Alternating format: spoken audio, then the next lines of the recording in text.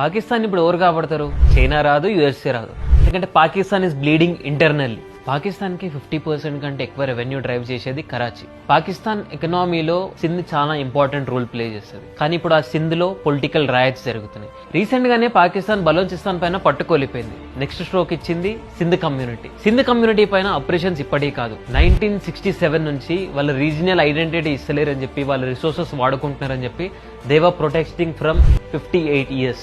Recent గానే మన defence minister Rajnath Singh గారు సింధ్ మళ్ళీ ఇండియాలో కలవచ్చు అన్నారు. రిక్వేదాలో సింధు అని మనకు చాలాసార్లు వినిపిస్తుంది. సింధ్ ని సప్త సింధవా అంటే 7 river ల్యాండ్ అని రిఫర్ చేస్తారు. This is the earliest recorded history. మహాభారతంలో కూడా సింధ్ ని చాలాసార్లు రిఫర్ చేశారు. జయరథ సింధ్ దేశపు రాజు. కురుక్షేత్ర యుద్ధంలో కూడా మహారాజా జయరథది చాలా కీలకమైన పాత్ర. సింధ్కి ఇండిపెండెన్స్ వచ్చిన తర్వాత ఇండియాలో కలుస్తలేదో మనకి ఫ్యూచర్ లో తెలుస్తుంది. కానీ చిన్నప్పటి నుంచి మనం అనుకుంటుంది పంజాబ్, సింధ్, గుజరాత్, మరాఠా. ఈ లైన్ ఫ్యూచర్ లో నిజం అవుతుంది. పాకిస్తాన్ మీద మీకు ఇంకా ఇన్ డెప్త్ వీడియో కావాలంటే కింద కమెంట్ చేయండి. This is Nikhil signing off.